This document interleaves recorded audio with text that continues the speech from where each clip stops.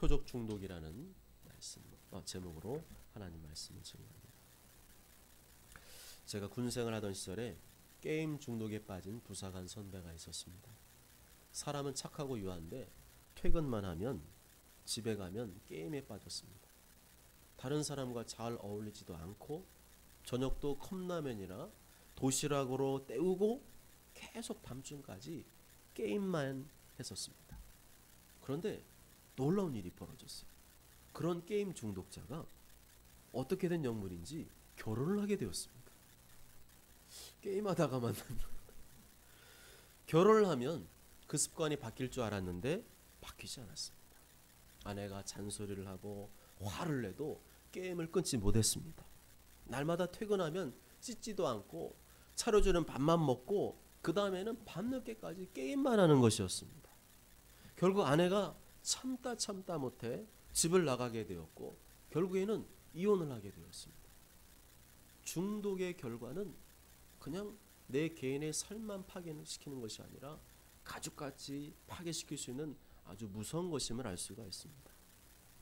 중독이란 말은 나에게 안 좋은 영향을 준다는 것을 알면서도 알고 있지만 알코올이나 약물 등의 물질을 오랜 기간에 걸쳐 사용하거나 어떤 특정한 행위를 계속 반복하는 것을 스스로 조절하지 못하는 강박적인 경향이라고 합니다. 쉽게 말하면 중독이란 그것이 나쁘다, 그것이 안 좋다는 것을 알지만 계속 반복하는 것을 말합니다. 그것이 나쁘다는 것을 알면 중단해야 되잖아요. 근데 중단이 안 되는 거예요. 그것이 통제가 안 되거나 조절이 안 되는 그런 능력을 상실한 상태를 가리켜 중독이라고 합니다. 심리학적으로는 중독을 충동조절장애라고 합니다. 중독을 충동조절장애. 중독은 자기 자신이나 다른 사람에게 해가 될 수 있는 충동이나 유혹을 조절하지 못하는 심리적인 질병, 심리적인 장애라는 겁니다. 그러면 안 된다는 것을 알면서도 그런 충동과 유혹을 끊지 못하고 계속 조절이 안 돼요. 그렇다면 그게 바로 중독된 상태이고 심리적으로는 환자라는 겁니다. 겉으로 볼 때는 멀쩡해 보여도 그 사람이 무언가 중독에 빠져 있다면 그 사람은 중증 환자예요. 중독 현상이 심해지면 삶의 질이나 만족도가 떨어집니다. 가족관계, 인간관계가 망가지게 됩니다. 그래서 그런 인간관계가 깨지고 망가지는 경험을 했으면서도 또다시 그 중독을 반복한다면 그 사람은 전문가의 치료와 도움이 없이는 더 이상 고치기 힘든 심각한 중독의 늪에 빠지게 된 것입니다. 그런 중독에서 벗어나지 못하면 사람들이 떠나기 시작합니다. 계속 다그치는 것도 한계가 있고 잔소리하는 것도 한계가 있잖아요. 계속 고집 부리고 계속 지가 하고 싶은 것만 계속 중독에 빠져 살면 사람들이 지쳐요. 그러다가 하나 둘씩 떠나게 됩니다. 예전에는 가족들이 그래도 잘 버텨줬어요. 예전에 가족들은 좀 이렇게 대가족이고 서로 막 나무라는 어른도 있고 그랬지만 지금은요 어른도 없어요. 말도 안 들어요. 엊그저께 텔레비 보니까 뉴스 보니까 85세 아니 노인을 폭행하는 중학교 1학년짜리 나왔잖아요. 지하철에서 중학교 1학년짜리가 뒤에 가서 힘이 더 세잖아요. 그 노인의 목을 막 감고서나 잡아뜨리는 거예요. 근데 그거를요 누가 찍은 줄 아세요? 걔 친구들이. 걔도 이렇게 악할 수 있습니까? 지금 시대가 이렇게 가고 있다니까요. 그런 애들이요 점점점 많아지고 있습니다. 그런 게 다 이제 중독과 영향이 있는 거죠. 그렇게 하나 둘씩 떠나게 되면 나중에는 혼자 남게 되죠. 혼자 남게 되면 고립되면 더욱 자기조절 능력을 상실하게 됩니다. 아무도 날 코치해주거나 제재할 사람이 없으니까 더 그냥 깊은 중독의 늪에 빠지게 됩니다. 나중에는 그 중독이 심해지면 우울, 자해, 자살 이런 극단적인 선택을 하게 됩니다. 그런데 이러한 중독을 끝까지 돌이키지 못하고 끊지 못하면 회복하지 못하면 그런 육적인 인간의 세상에서의 삶이 망가지는 것뿐만 아니라 하나님 앞에 갔을 때 그 무서운 심판을 피할 수가 없다는 사실입니다.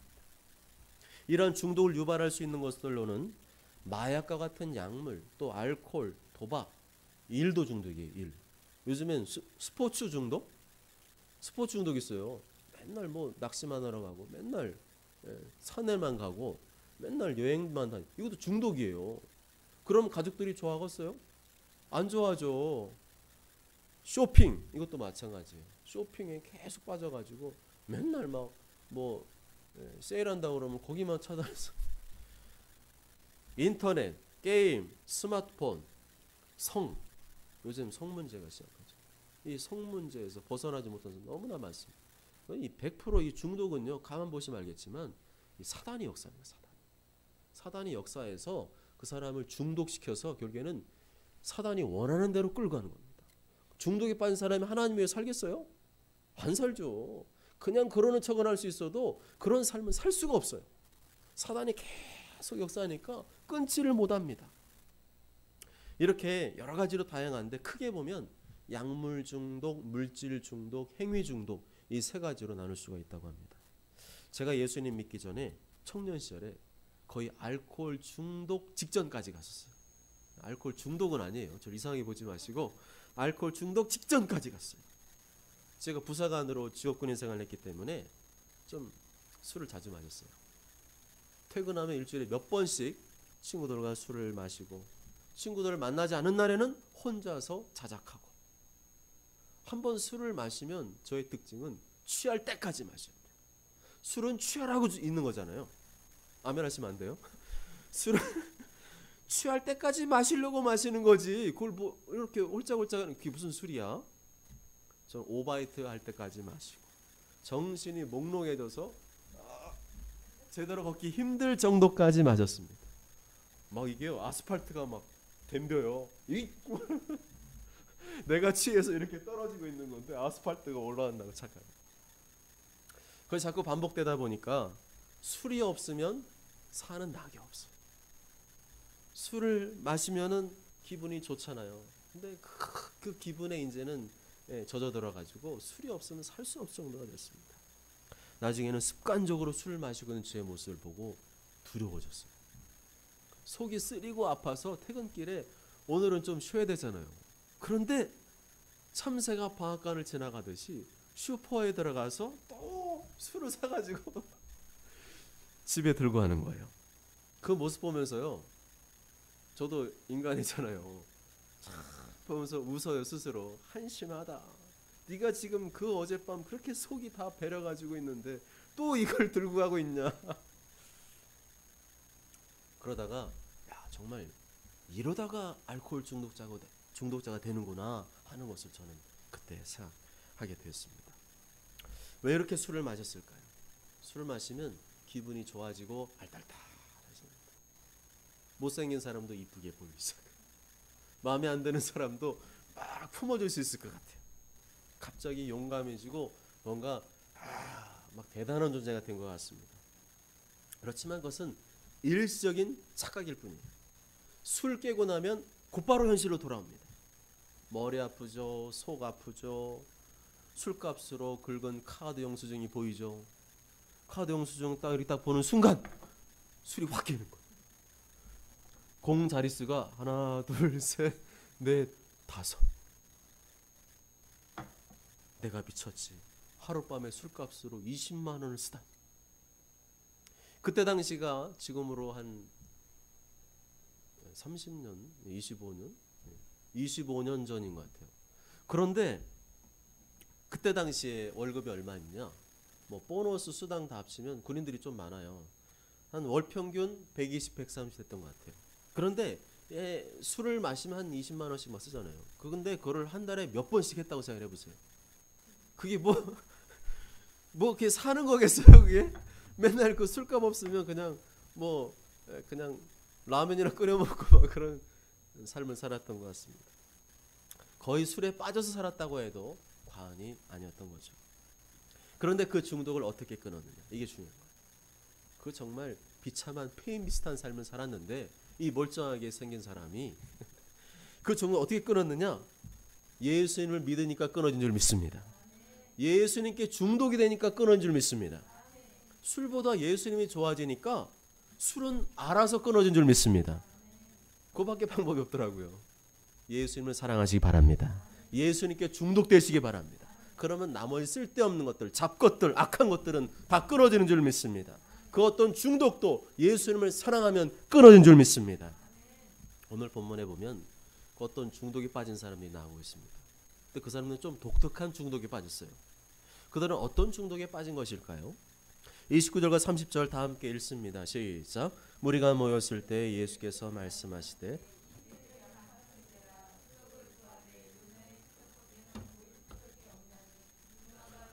사람들에게 표적이 됨과 같이 인자도 이 세대에 그러하리라. 아멘. 그들은 표적에 중독된 사람들이었습니다. 표적이란 기적은 기적인데 그냥 기적이 아니라 무언가 메시지가 담겨있는 기적을 말합니다. 그래서 영어로는 사인이라고 하죠. 예수님께서 어떤 사인을 보내시려고 기적을 일으키셨다는 말입니다. 예수님께서는 단순히 병든 사람 고치고 귀신을 쫓아내는 기적을 보여주고 싶어서 그러신 게 아니에요. 그 기적을 통해서 무언가를 말씀하고 싶으셨던 것입니다. 그런 메시지가 담긴 기적, 무엇을 말씀하려고 하는 기적을 가리켜서 그냥 기적이 아니라 표적이라고 하는 것입니다. 예수님께서는 표적을 통해서 무엇을 말씀하려고 하셨던 것일까요? 그것은 바로 예수님 자신이 구약 성경에서 약속하신 메시아, 그리스도, 구원자, 곧 하나님의 아들이심을 말하고 싶으셨던 것입니다. 이사야 35장 5절에 보면 그때 맹인의 눈이 밝을 것이며 못 듣는 사람의 귀가 열릴 것이며 그때 저는 자는 사슴같이 뛸 것이며 말 못하는 자의 혀는 노래하리니 라고 말씀합니다. 먼 훗날 누군가 나타나서 이사야서 35장 5절에서 말씀한 그 표적을 행하는 것을 본다면 그 사람이 바로 모든 인간을 죄에서 구원하러 오신 메시아 그리스도이심을 알라는 것입니다.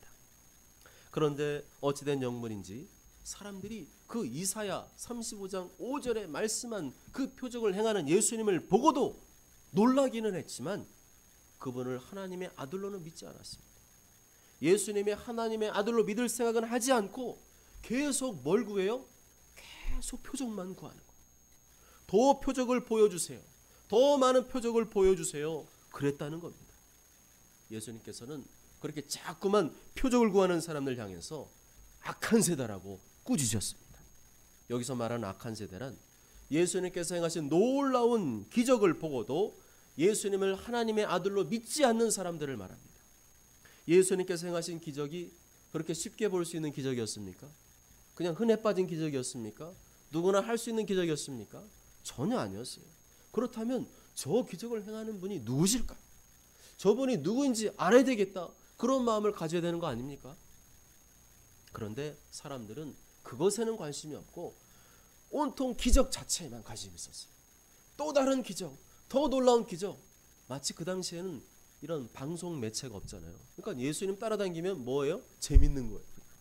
예수님이 또 오늘 앉은 뱅이를 고치고 오늘 또 눈 못 뜬 사람 뜨게 하고 그런 거 그냥 보면서 그냥 재미로 따라다닌 거예요. 그냥 무슨 경기나 게임 관람하듯이 계속 예수님 그렇게 따라다닌 거예요. 저분이 누구실까? 저분이 왜 오셨을까? 왜 나타났을까? 그걸 생각해야 되는데 그건 안 했다는 거죠.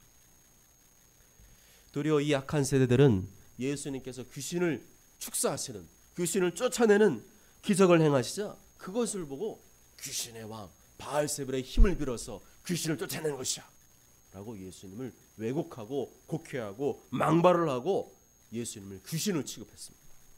그렇게 놀라운 기적을 보여주면 거기에 합당한 반응이 나와야 되는데 그게 아니라 여전히 그걸 보고도 의심하고 믿지 못하고 불신앙과 그리고 왜곡하고 막가파로 나가는 그런 악한 반응들을 계속 보였습니다.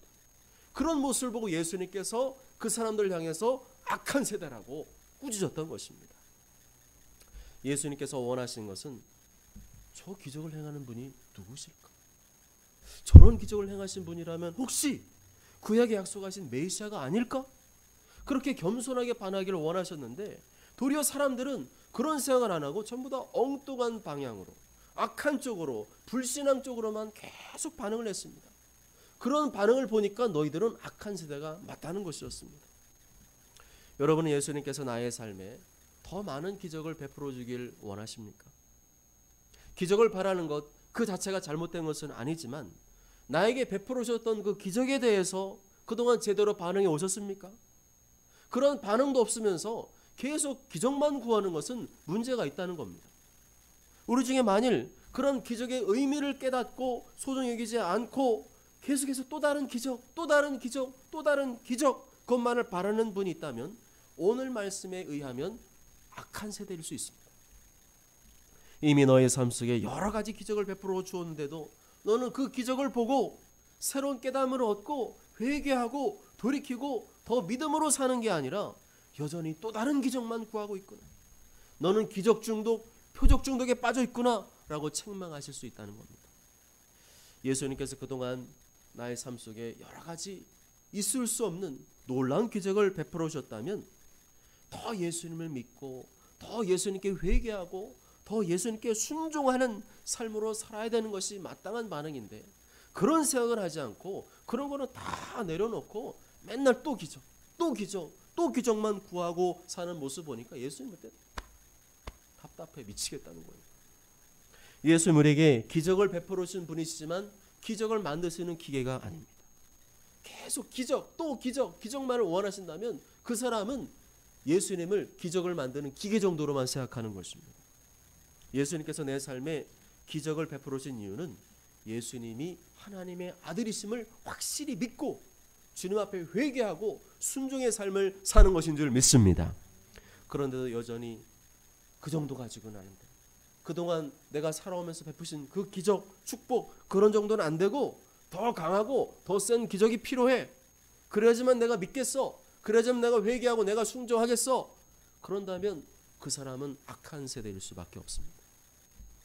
예수님께서는 29절에 이 세대는 악한 세대라 표적을 구하되 요나의 표적밖에는 보일 표적이 없나니라고 말씀합니다. 아직도 너는 자꾸만 표적을 원하느냐? 더 센 표적, 더 강한 표적을 원하느냐? 그런 너에게 보일 표적은 요나의 표적밖에는 없다는 것입니다. 나는 너에게 더 이상 표적을 보여줄 마음이 없다는 것입니다. 너에게 있어야 될 것은 또 다른 표적, 더 강한 표적, 더 센 표적이 아니라 너의 어둡고 불신앙적인 마음을 회개하고 돌이키는 것이라는 것입니다. 예수님께서 말씀하신 이 구약 성경의 요나 선지자를 떠올려 볼까요? 하나님께서 요나에게 말씀하셨습니다. 너는 저 니느웨에 가서 니느웨 백성들에게 회개의 말씀을 선포하라 그랬어요. 그랬더니 요나가 어떻게 합니까? 그 말을 듣지 않습니다. 그 말씀을 듣지 않고 그 말씀과 정반대 방향으로 돌려서 자기가 원하는 길로 나아갑니다. 그렇게 배를 타고 하나님 말씀을 거역하고 도망을 치고 있는데 그때 때마침 바다에 큰 풍랑이 일어나죠. 배가 풍지박살 날 정도가 돼서 배가 이제는 완전 뒤집혀서 배에 탄 사람 다 죽을 정도가 되니까 그때 비로소 누가 나타나요? 요나가 나타납니다. 그리고 자기가 고백하죠. 나 원래 하나님 사람인데 내 하나님 말씀 순종하지 않아서 하나님께서 이 큰 풍랑을 일으켜서라도 나를 깨닫게 하려고 하시는 것이다. 그 고백을 한 다음에 나를 바다에 던지면 이 문제가 해결될 것이다. 그렇게 바다에 던져지게 됩니다. 그런데 놀랍게도 때마침 그 시간에 큰 물고기가 아마 고래 같은 것 같아요. 큰 물고기가 요나를 삼키게 됩니다. 요나는 그 물고기 뱃속에서 3일 밤낮 주님 앞에 철저히 눈물로 회개를 합니다. 그리고 하나님께서 3일이 지나자 다시 특별한 기회를 주셔서 바닷가에 토해내게 됩니다. 큰 물고기도 별로 맛이 없는 거예요. 토해낸 다음에 니느웨로 가서 회개의 말씀을 선포합니다. 무슨 말입니까? 요나는 이 물고기 뱃속에서 살아나는 기적을 통해서 뭘 했다는 거예요? 밤낮 3일 동안 회개를 했다는 거예요. 기적을 왜 베풀어 주냐면요, 하나님 앞에서 내가 얼마나 죄인인데 나 같은 죄인을 베풀어 주신 그 기적 앞에서 내가 죄인이라는 고백을 하고 회개하기를 원하신다는 사실을 알 수가 있습니다. 우리는 다 그런 사람 아닙니까? 여러분이 얼마나 순종합니까? 얼마나 충성합니까? 하나님 볼 때 내가 하는 것들은 너무나 작지 않습니까? 그런 작은 나에게 하나님께서 기적을 베풀어 주실 때가 있잖아요. 정말 이거는 될 수 없는 일인데 되게 되고, 정말 이거는 내가 생각해도 내가 한 게 없는데 하나님이 이루어 주시는 경우가 있습니다. 그런 기적을 경험하면 무슨 생각을 해야 돼요? 하나님께 감사하고 찬양해야 되죠. 그러면서 또 무슨 생각을 해야 됩니까? 나는 불충한 죄인인데, 나는 못난 죄인인데 하나님 나에게 왜 이런 기적을 베풀어줬습니까? 하나님 말씀대로 하지 않은 것을 내가 회개하고 돌이킵니다. 더 주님 위해 살겠습니다. 할렐루야. 그게 주님이 원하신 반응이에요. 그런데 이 사람들은 맨날 기적을 보고도 그런 생각을 안 하는 거예요. 그것이 요나와 너희들의 다른 점이라는 것입니다. 요나는 기적을 통해서 회개와 순종으로 반응했는데 너희들은 기적을 보고 회개와 순종은커녕 여전히 의심하고 불신하고 불순종으로 반응하고 있을 정도로 아주 악하다는 겁니다. 여러분 기적을 경험하셨습니까? 도무지 있을 수 없는 기적이 나의 삶 가운데 벌어진 적이 있습니까? 그 이후로 여러분이 어떻게 반응하고 계십니까? 회개와 순종으로 반응하고 계십니까? 아니면 여전히 그런 회개와 반응은 없이 또 다른 표적, 또 다른 기적만을 구하고 계십니까? 여러분이 믿음과 회개와 순종의 반응은 없으면서 또 다른 기적과 표적만을 구하고 있다면 여러분이 바로 오늘 본문에 나오는 악한 세대인 것입니다. 더 센 기적, 더 강한 기적이 없어서가 문제가 아니라 여러분의 마음이, 우리의 마음이 완악하고 완고한 것이 문제라는 것을 말씀해주고 있습니다. 그동안 수많은 하나님의 은혜와 기적을 경험했으면서도 믿음과 회개와 순종으로 반응하지 못한 나의 악한 마음을 회개하시기 바랍니다.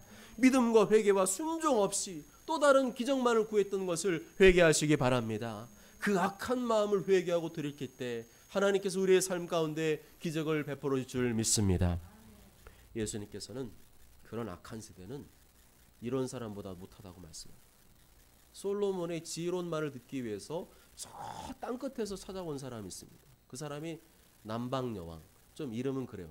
시바의 여왕이에요. 근데 그 여왕은 이방인이었어요. 하나님 모르는 사람, 불신자였습니다. 그 말씀 31절에 나와 있는데요. 31절 다 함께 읽습니다. 시작. 심판 때에 남방 여왕이 일어나 사람을 정죄하리니 이는 그가 솔로몬의 지혜로운 말을 들으려고 땅끝에서 왔음이거니와 솔로몬보다 더 큰 이가 여기 있으며 아멘. 서사라 목사님이 천국에 갔더니 누굴 만난 줄 아세요? 이 남방 여왕을 만났어요. 시바 여왕을 만났습니다. 할렐루야. 그래야 맞는 말씀이에요. 예수님께 심판 때 이 남방 여왕이 나타나서 이 세대 사람, 악한 사람, 믿지 않고 불신하고 불순종으로 반하는 사람들을 정죄한다는 거예요. 이 불신자도 솔로몬의 말을 들으려고 그렇게 찾아왔는데 오히려 믿는 사람들, 하나님 백성들은 찾아오지 않더라는 거예요. 아무리 하나님 믿는 자라도 솔로몬의 지혜를 듣기 위해서 그 먼 길을 마다하지 않고 귀한 예물, 선물까지 준비해서 찾아와 그 은혜로운 말씀을 들으려고 했던 그 열정보다도 못하다면 그 사람은 어떻게 된다고요? 정죄를 당할 것이다. 하나님 믿는 사람이 그 정도도 못한다면 이 남방 여인 불신자도 와서 그 지혜로운 말씀을 들으려고 했는데 그런 열정도 없다면 그 사람은 마지막 때 심판 때 어떻게 된다고요? 정죄를 당하게 될 것이다. 하물며 솔로몬보다 크신 분 누구예요? 예수님이잖아요. 더 크신 하나님의 아들 예수님의 지혜로운 말씀, 솔로몬보다 훨씬 더 놀랍고 지혜로운 말씀을 듣고 놀라운 기적을 직접 경험하고 그럼에도 여전히 의심하고 불신하고 불순종으로 반응한다면 그 악한 사람이 어떻게 하나님의 정죄와 심판을 피할 수 있겠느냐는 것입니다. 수많은 하나님의 기적을 보고 수많은 하나님의 말씀을 듣고도 여전히 불신앙과 불순종으로 반응하면서 또 다른 기적만을 바라는 자는 불신자였던 이 남방 여왕보다도 못한 사람이고 또한 악한 세대이기 때문에 그 사람은 정죄와 심판을 피할 수가 없다는 겁니다. 32절 말씀 다 함께 읽습니다. 시작. 심판 때 니느웨 사람들이 일어나 사람을 정죄하리니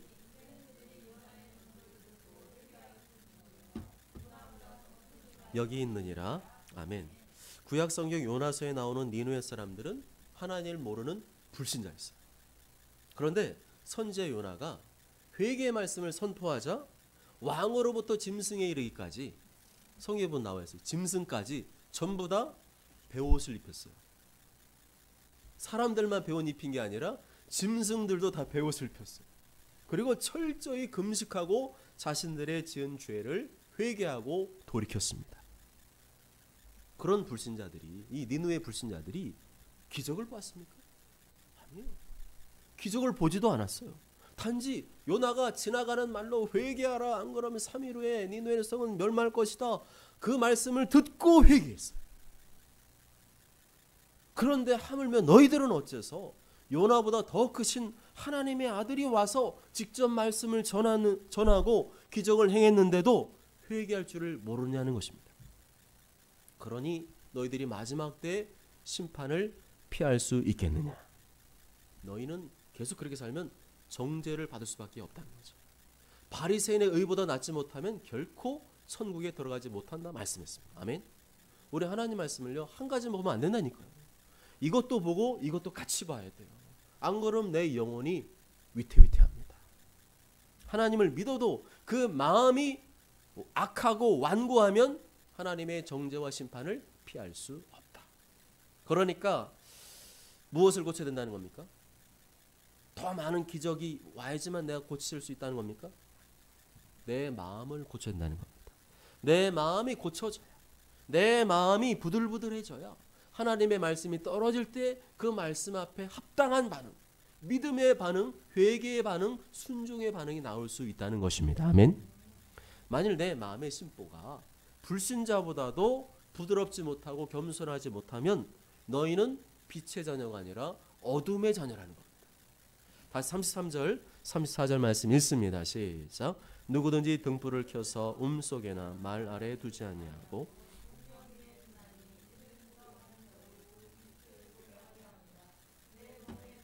눈이라. 내 눈이 성하면 온 몸이 밝을 것이요 만일 나쁘면 내 몸도 어두우리라. 아멘. 왜 우리가 밤이 되면 전등을 켭니까? 방 안을 환하게 비추려고 켜죠. 그런데 전등을 켜두고 그걸 갖다가 막 보자기나 이불로 막 가리는 사람이 있으면 그 사람이 제정신일까요? 제정신이 아닌 거죠. 그러려면 차라리 불을 끄지. 그런 밤을 밝게 비추는 전등과 같은 것이 무엇이냐?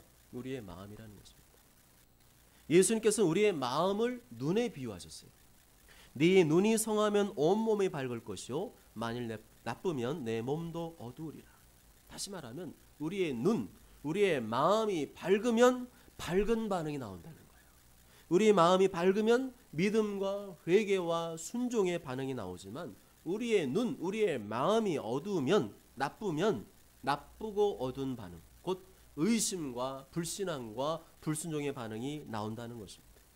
결국 예수님께서는 직접 하나님 말씀을 가르쳐주고 놀라운 표적을 행했어도 그것을 받아들이는 사람의 마음이 나쁘고 어두우면 아무 소용없다. 그 사람의 마음이 문제인 것이지 또 다른 기적을, 능력을 보여준다고 해서 그 사람 마음이 바뀌는 게 아니라는 것입니다. 35절과 36절 다 함께 읽습니다. 시작. 그러므로 내 속에 있는 빛이 어둡지 아니한가 보라.